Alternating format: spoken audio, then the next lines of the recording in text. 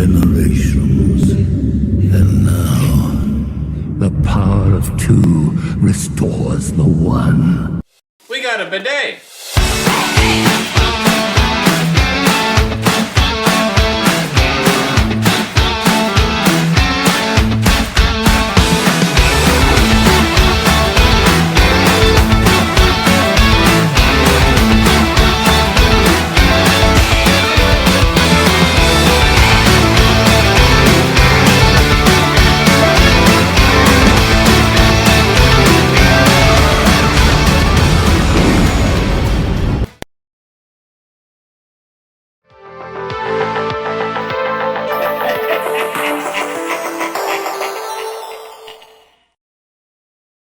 Hey everybody, and welcome back for another video. We are here to talk about what happened in the month of August on this Shoot the Sheev for Star Wars. So, in my opinion, there wasn't a whole lot that was really happening except in one area, and it's getting really annoying, but we're going to talk about it here, of course.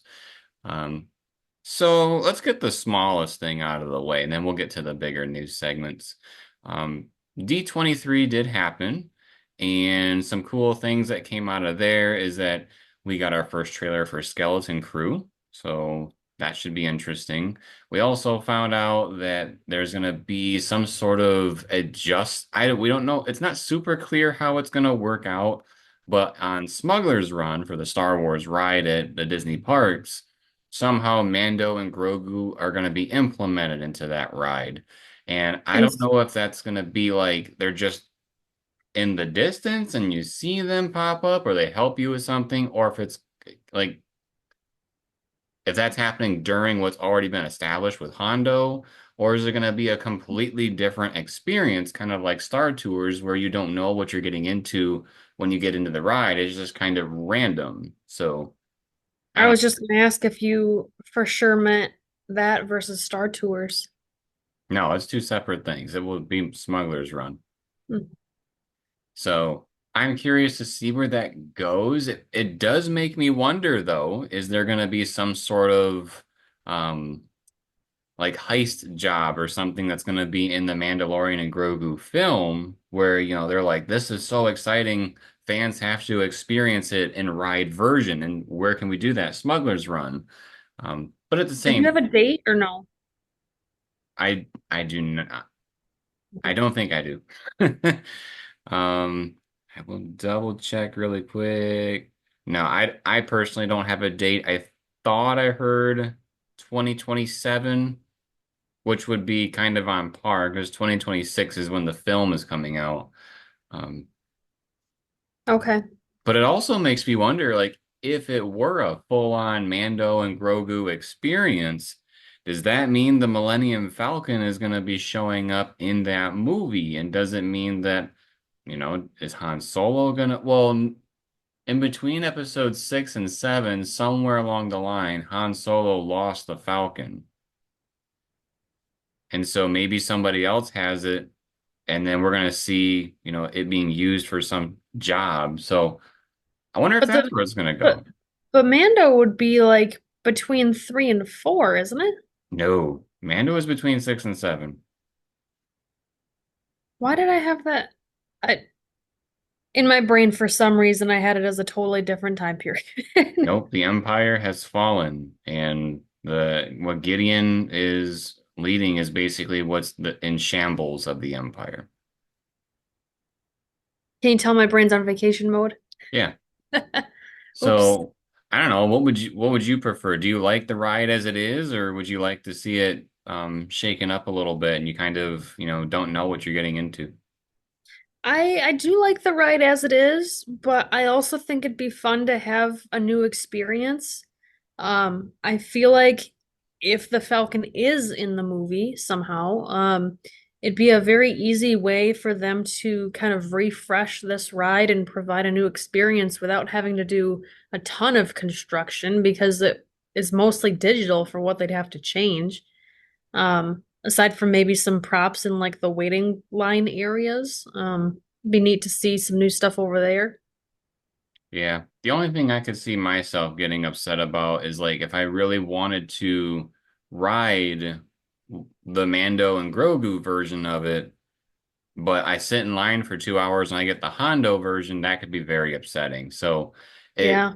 it makes me wonder how they're going to handle that integration. But What would be nice is if your little cabin crew got to pick, and I feel like a really easy way would be is if each person votes and majority rules, and if it's a tie, well then it's a random one. yeah. Um, Also, from D23, like I said, we got the Skeleton Crew trailer. What'd you think of that, Sarah? I had already known ahead of time that it was going to be kind of like the Goonies of Star Wars, so the fact that it's kids wasn't really a big surprise to me. I'm somebody who really likes the Goonies, so even though it's a totally different vibe from traditional Star Wars, I didn't see anything that was like upsetting necessarily. I don't. I don't know how excited I am, other than more intrigued, I think is probably a better way to describe it.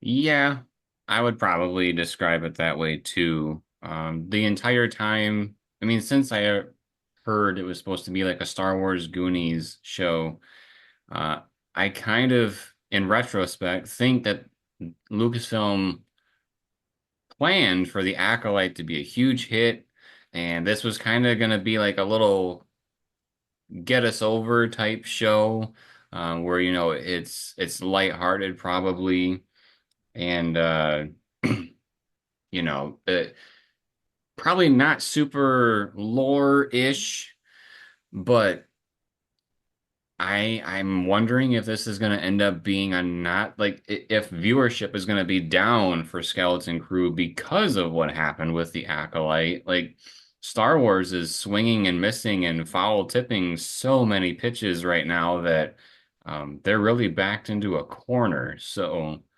I I'm a little worried. And there's other Star Wars projects that are kind of being iffy right now too, and we'll get to that later in the segment.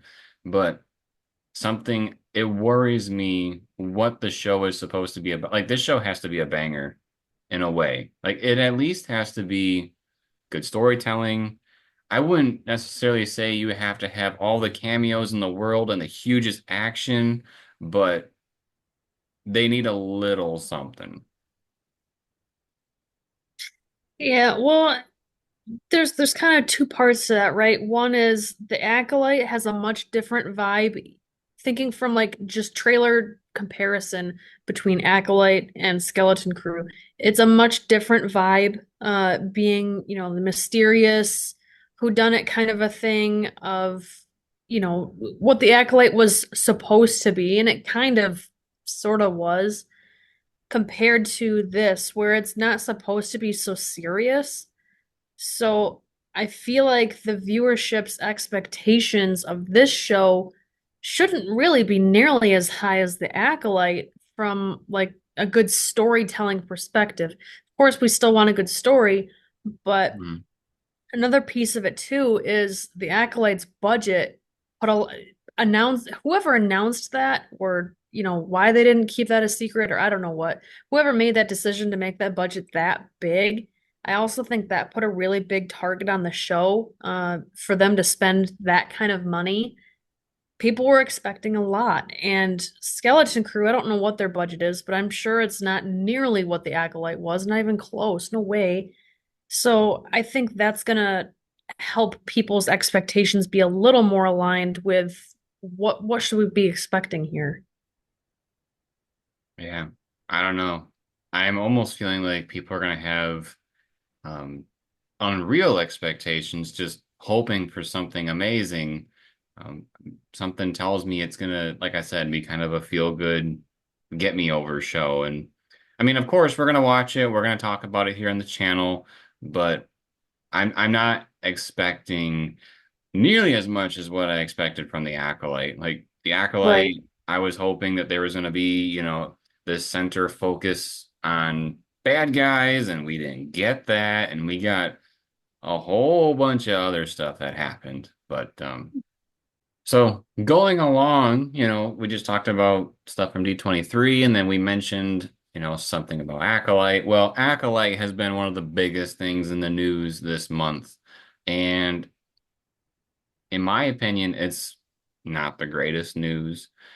So we got word that the Acolyte will not be renewing for a second season.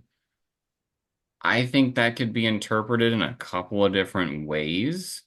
Uh, And I think a lot of people think that this is definitely not going to happen. But just because you don't call something the Acolyte season two, it doesn't mean it's not going to necessarily, relate to what happened in the Acolyte or have characters from the Acolyte.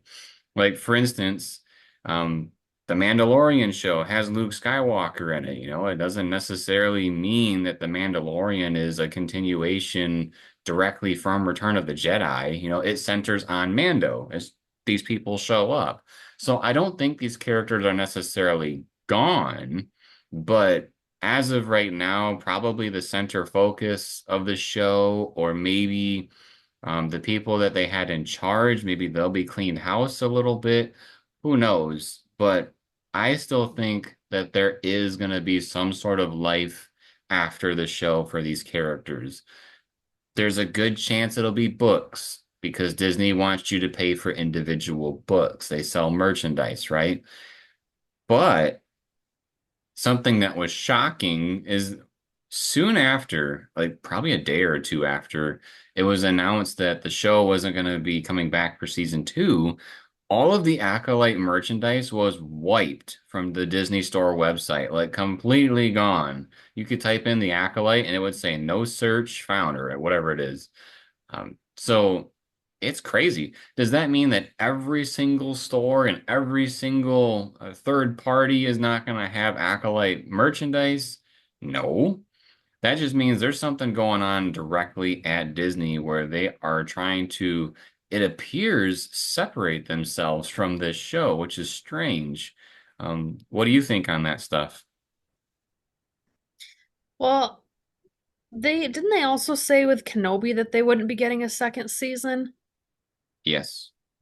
So I feel like they're holding true to their word on that one, and we haven't seen a follow-up of his character. I understand we have the legacy movies, or let me rephrase, because I know that means a different thing in terms of Star Wars. I know we have the original series, where obviously he's a big part of that and whatnot.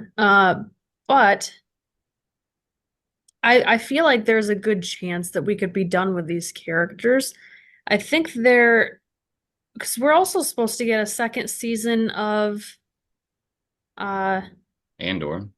thank you. I was like blanking on his name. All I could think of was that it started with a C because his name's Cassian. But anyway, we're supposed to be getting a second season of Andor, and so I feel like because that one was more well received, even though it wasn't really my favorite, but because it was more well received by the audience, I think they're wanting to put more focus into that. And it's so weird to see them have such an identity crisis with these movies and what works and what doesn't. It's like the people who are choosing what projects to work on, and there's like no review of the actual projects. It's a lot of good ideas, but poor execution.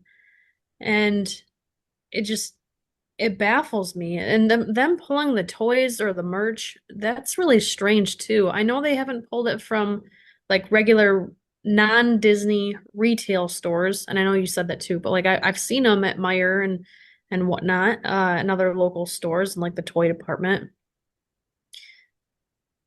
It's also kind of weird just with the Black Series figures in general. I'm not saying I've seen those, but those always seem to be like a season or two behind. So whatever TV show came out 2 seasons ago, that's when the toys are coming out. So it makes me wonder if we're going to start seeing Black Series Acolyte figures maybe in like 3 months from now. They But could. I think I the just, main difference, so you were mentioning Kenobi and how there's not a second season for that. Like when that came out, it was called a limited series. They did not call that a season one by any means. Um, mm, and even when you look at, because they did end up selling season one of, or the Um, what did I Book of just Boba, no, what did I just call it? Um, Kenobi limited series. limited series. So like when you look at the box for that show, it literally says that, whereas the one for Andor says season one, because they Mhm. just had that come out recently. You can see the unboxings here on the channel. Um, so for the Acolyte, I believe it was always called season one, so that there was some sort of, thought of a season two.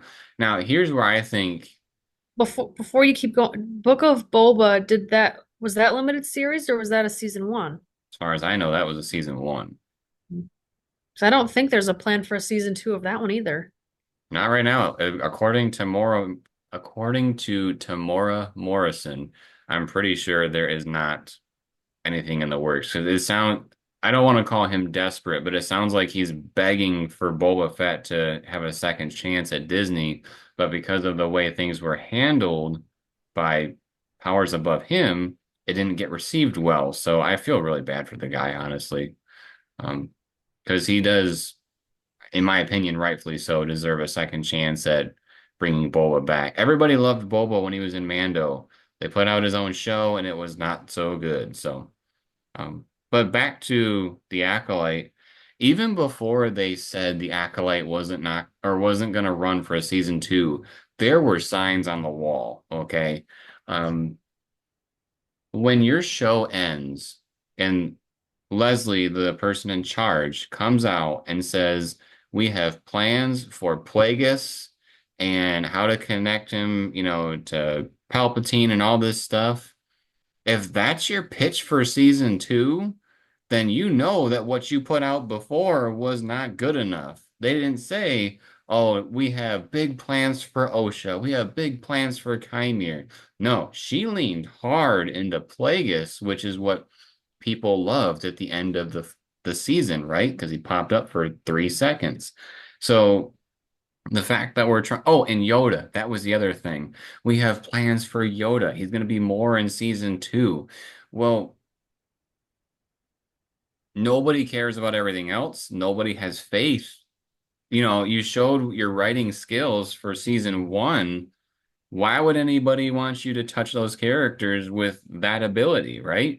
It's a proof of concept that did not pan out. And so these carrots of Yoda and Plagueis, that's how I knew right away before they said anything that show was toast, because she was leaning into things that she knew people wanted, um, not what she created. But some other stuff that's been going on with the Acolyte, there has been a change.org type petition that's floating around for hopefully the second season to be reversed. And there's tons of people signing that petition. I will not sign that petition because I What is it don't, for? huh? What is it for? People are trying to petition to have Disney change their mind. Oh, so the petition is yes, we want a second season. Yes.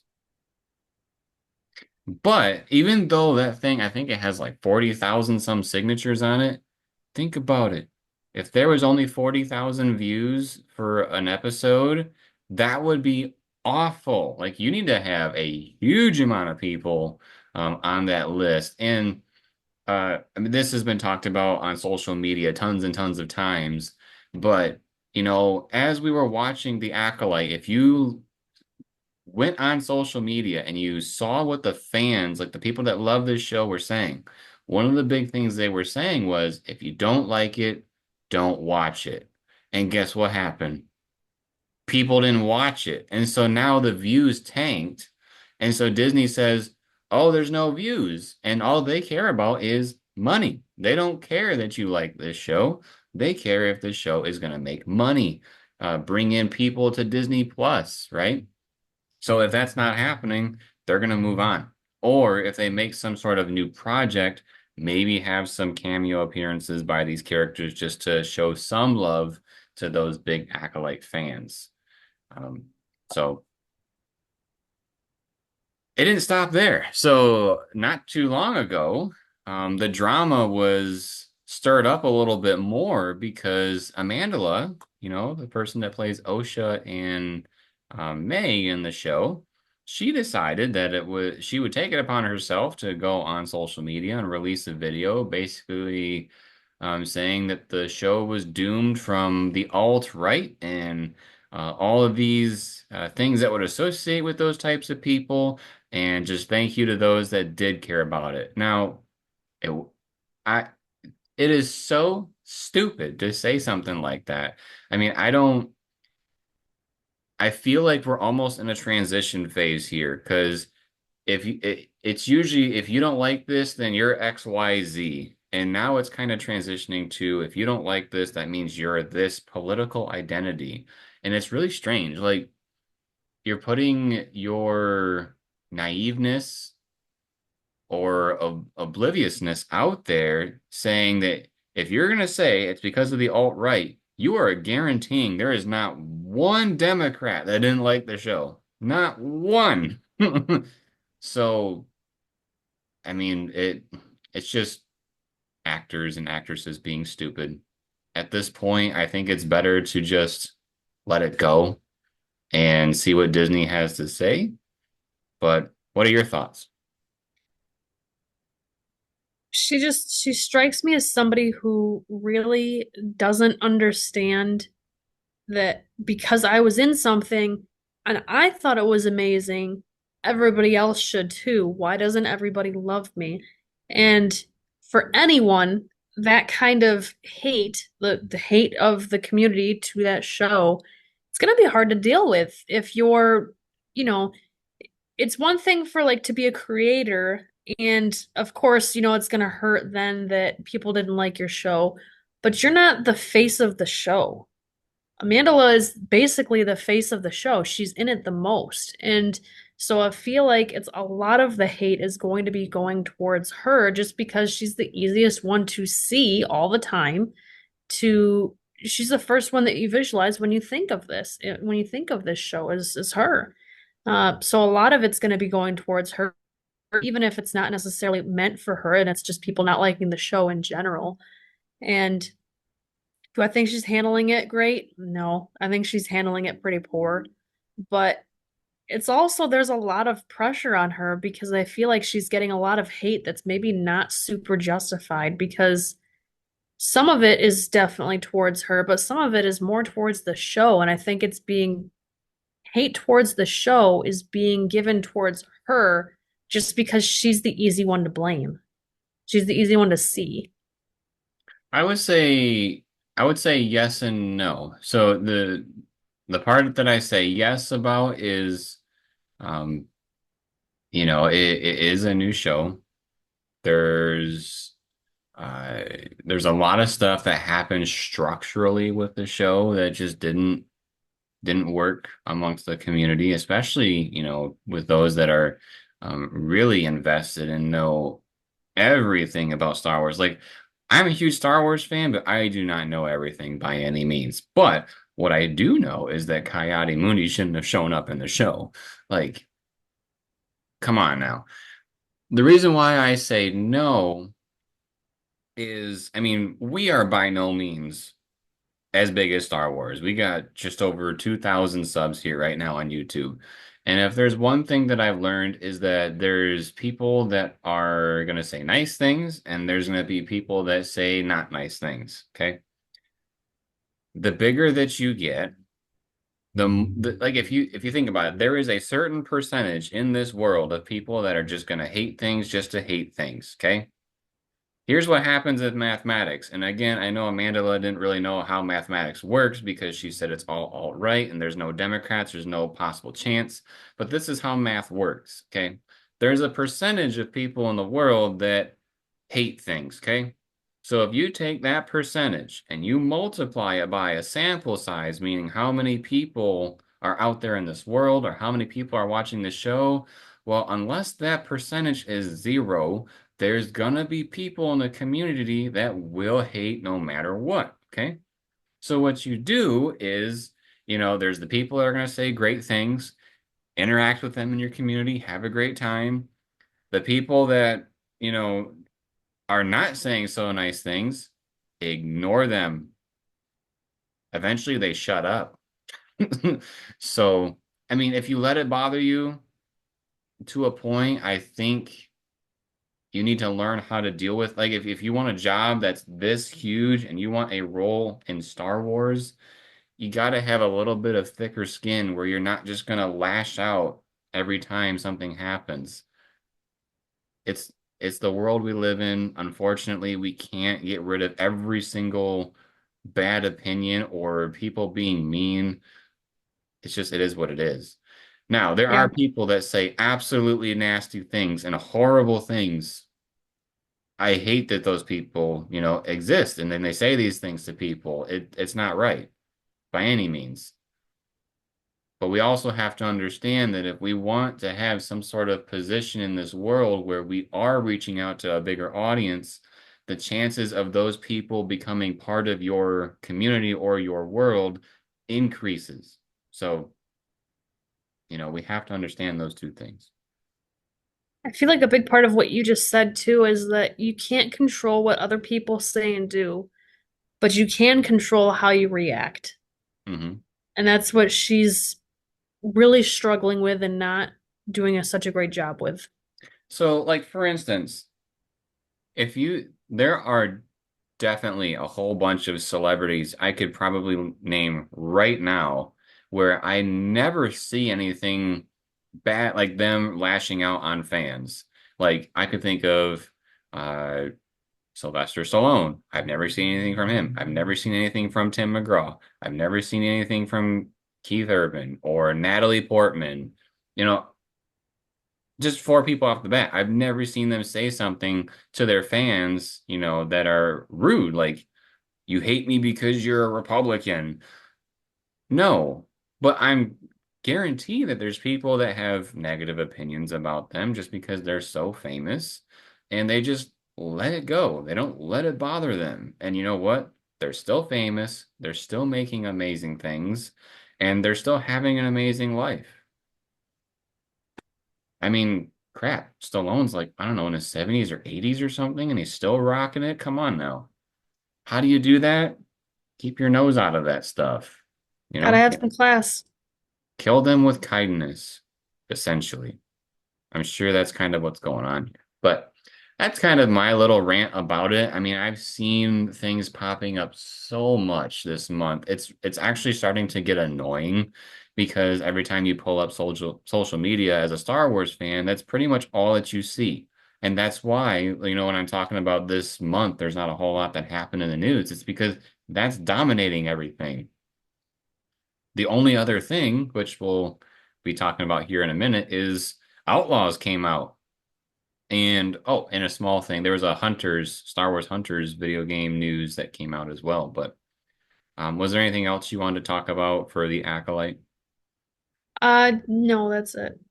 All right, so let's roll into some video game stuff. The smaller piece is that Star Wars Hunters did announce their quote unquote like special character for their next season. I actually have not been playing season two. I got distracted with a whole bunch of other things, making YouTube content, you know, doing my job. I'm taking a class, and it just, some things have to give. And unfortunately, that one didn't make the cut. But what's kind of cool, and in my opinion, if there was a season for Sarah to get into, this would be the one. Season three is going to have a character that is an Ewok, and the Ewok is going to basically be on a modified ATST, um, a chicken walker, if you're from my generation, per se. And I just think the character looks super cool. I think it's a cool idea. Um, I'm kind of disappointed that I probably won't get in there and play, but I think it's a great idea. You can't play them all. There's just not enough time in the day. Yeah, and we've picked up on Dreamlight Valley. That's kind of taken our attention a little bit more too, so things happen. But the bigger news is that Star Wars Outlaws came out this month. And as you can see from our channel, we've been playing it. Um, I will say, just kind of right off the bat, at the moment, I'm probably sitting at around a 7 out of 10 for the game, just because I feel like, I mean, I'm probably 4 or 5 hours into it, so I haven't had a lot of exposure, but just the stuff that I have been doing seems a little repetitive. It makes me wonder how it's going to expand as I get, deeper into the game. But the overall reception has been on average around a 7 out of 10. The game has gotten upwards of 9 out of 10. So there are some news outlets out there that really give it, a high praise. There's also some that give it a really low praise, and especially for what happened recently. So, you actually saw it this morning on a TikTok or a Facebook reel. Do you want to That was from explain? IGN that I saw that. Yeah. So if you started playing the game with the early access before one of the patches came out, that patch that came out, and I don't know necessarily what it was for, like what they were trying to fix, but after that patch came out, there's a chance that if you were playing before that, your game save data will not work after the patch.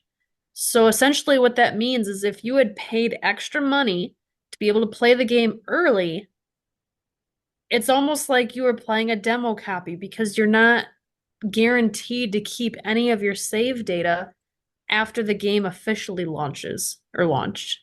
I would also add on to that because uh, the gaming community also interprets these early access dates as paid guinea pigs. So instead of the studio or the developer paying people to, play the game, find the bugs, they can fix them. A lot of people interpret this early access as we are the guinea pigs, and when we find the bugs, they'll fix them for a day one patch. And so I mean, so the way that I saw it, because I did pay the extra money, I got the early access, but the way that I saw it was the version that I got was if you take the main game price and the season pass price and you add those together, that's what I paid. And that's what I got. I got the game, I got the season pass, I got early access, and I got some bonus cosmetic shenanigans that was part of the deal too. So I didn't see any harm in doing that, knowing I knew I wanted the season pass.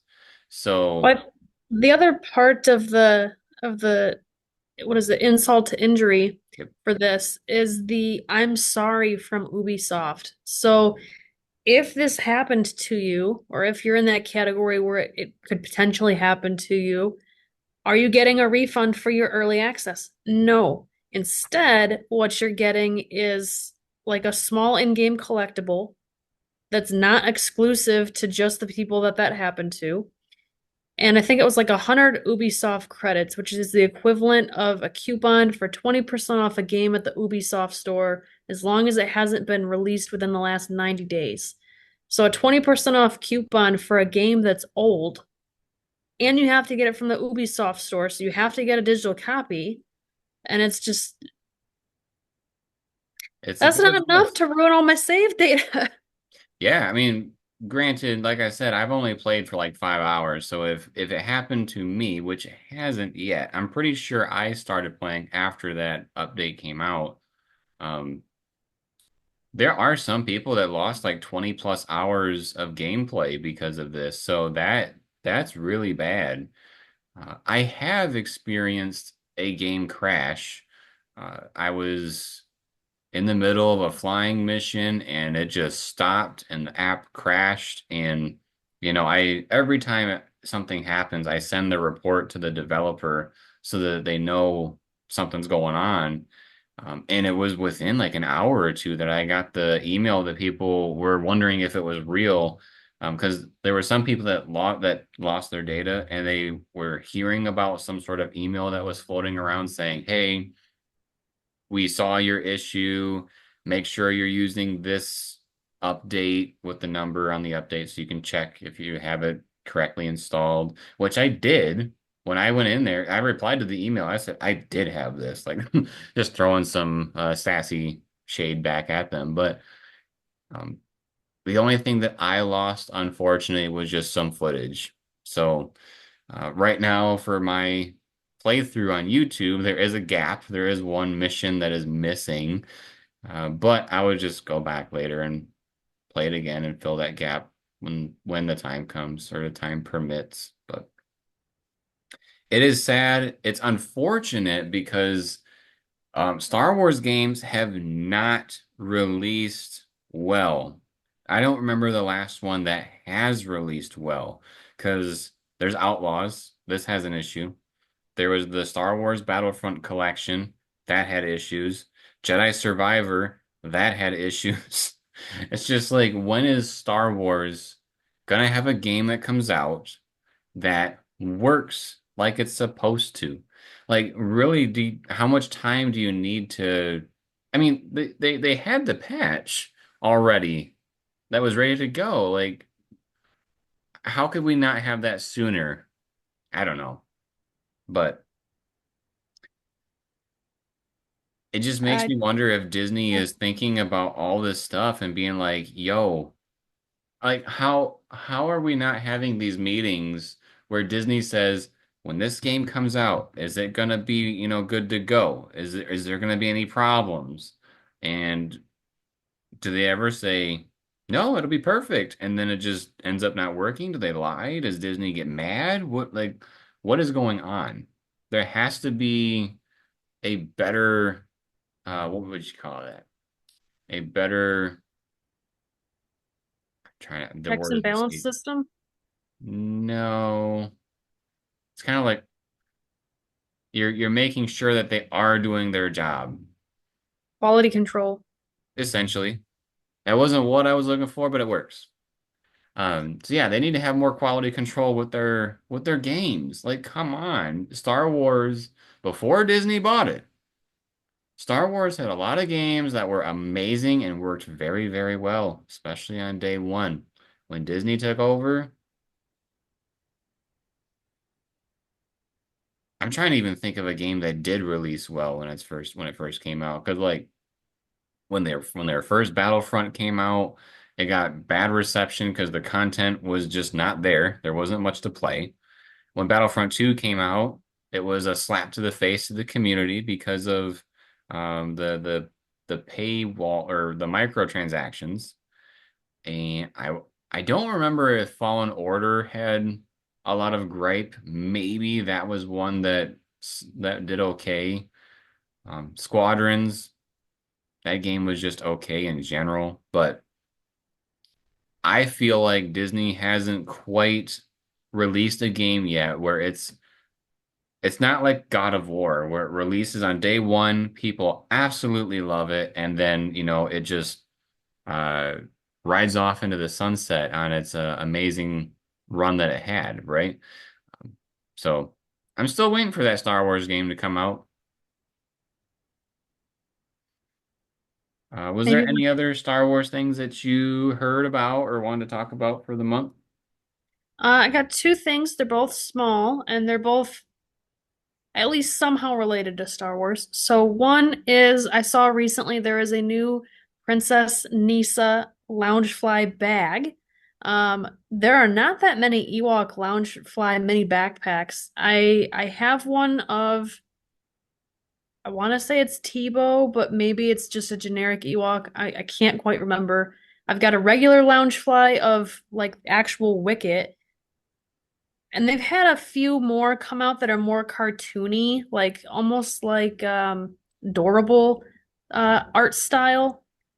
But this Princess Nisa one I think is pretty cool because she doesn't get very much merch of her own. Usually Wicked is like the icon if they're gonna do if they're gonna do an Ewok type bag. I thought I saw somewhere that it was an exclusive. Maybe it came from D23 or something. I haven't really been able to figure out where this came from. I just know people have been finding it at Marshall's and potentially TJ Maxx. So I'm hoping to get my hands on one. But anyway, so that's something that I think is kind of cool because there's always tons of Star Wars lounge fly bags, but this is more of a unique one, I think. And then the other thing that I'm going to mention is the Disney Movie Insiders Club. And I'm mentioning even though it's Disney because there are Star Wars items that you can get from that rewards club. However, that Disney Movie Insiders Club is actually shutting down. They just announced that, I think today even. So the last day that you can earn points for that Movie Insiders Club is September 6th. The last day that you can redeem your points is actually going to be December 3rd. And then they're completely shutting down like all customer service and everything December 17th. That's only like 3 months away, so it's not that long of a notice, especially for redeeming your points. It makes me wonder how much content there's actually going to be to redeem for, because it always seems like there's such a limited number of things that um, I know for us, we don't have a ton of points, but it's also kind of hard to redeem things because the quantities of things that you would actually want are so limited. So kind of Star Wars related, kind of not, I suppose. But I know that there's some Star Wars things that you can redeem for, and you can get points from Star Wars movies and whatnot, at least the ones released by Disney. So yeah, I really think strange how they're shutting things down. I think it's worth noting. I mean, it's not just Disney Movie Insider. It was also Disney Movie Club not too long ago, and I mean that was a place to get some cool stuff, exclusive stuff for that matter. And Disney Movie Insider just kind of made a fun community where if you were engaged with the Disney community or if you were buying certain Disney products, you could get fun rewards. And yes, you'd have to buy like 10 movies to earn a pop figure, but I mean, it's still fun, right? Um, I know us, we would get the gift cards every now and then. Sometimes we would do the mystery Blu-rays and stuff, and we have that here on the channel if you're ever wondering what you may get in something like that. But yeah, it's sad to see it go. I did actually really like that program. I've been a part of it for years and, gotten tons of stuff from them. But because I think they're dwindling their physical media aspect, I mean, really the only other thing that you would earn from there is like movie ticket stubs and stuff, which I totally forgot about. I should have been redeeming that stuff because we go to the movies all the time. But it makes me wonder, are they going to replace it with something else, or is this some sort of like, we need to cut cost, where is it going to go? And then they're just cutting the fun stuff for people to interact with their stuff. I would not be surprised if that's how they go with that. Well, maybe we can have a good cry together. Um, but those were definitely some good ones to bring up. Um, uh, I forgot about those, and they just happened like today and yesterday. Wow, my memory's going. All right, so that was our talk about what happened in the month of August. If you enjoyed this type of video, make sure to subscribe to the channel and turn on notifications. We do these at least once a month because we've been doing so many other things. We have only been doing it once a month towards the end, just so we have kind of a recap of what happened in the month. Drop us a comment letting us know what you enjoyed from the month of August, or if there was something that happened in the month of August we didn't cover, what was good. Oh, and also drop us a like if you liked the video. But as always, everybody, thank you for watching. We'll see you next time.